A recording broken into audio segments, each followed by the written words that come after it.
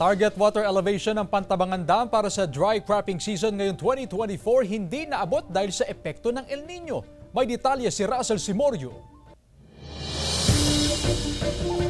Ang Pantabangan Dam ang pangunahing pinanggagalingan ng patubig sa 24 na bayan sa Nueva Ecija, mga lalawigan ng Tarlac, Bulacan at Pampanga. Kaya malaking dagok sa mga magsasaka, gaya ni Mang Raul, ang pagbaba ng level ng tubig sa dam dahil sa El Nino. Ang dapat sanang 150 kaban ng palay na aanihin, kalahati lang ang nagbunga dahil kapos sa patubig. Sana magkaroon ng maraming tubig o kaya irrigated, gano'n, para maraming aanihin.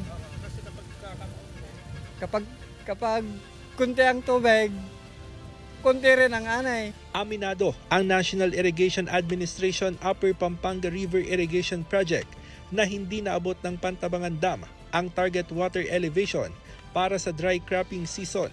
Mula 201.68 meters above sea level noong December 1, 2023, bumaba ito sa 188.64 meters above sea level ngayong araw.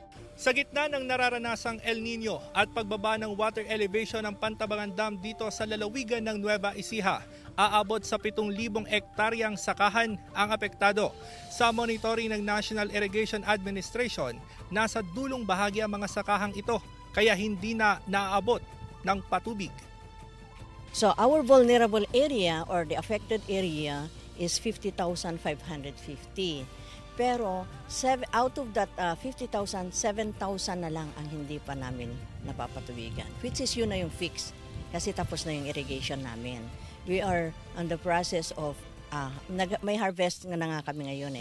Sa tala ng NIA, nasa 6,678 hectares ang mga natutuyong taniman sa Nueva Ecija, 914 hectares sa Tarlac, habang 99 hectares sa Bulacan. Pero paglilinaw ng NIA, mababang porsyento lamang yan dahil sa mga ginagawang intervention.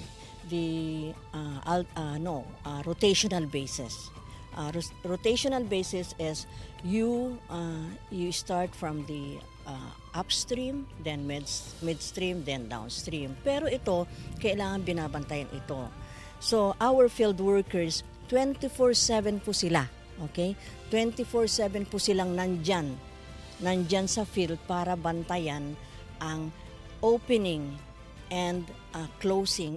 Hanggang April 30 itutuloy nila ang pagpapatubig sa mga nasasakupang sakahan habang malayo pa raw sa critical level ang antas ng tubig sa dam.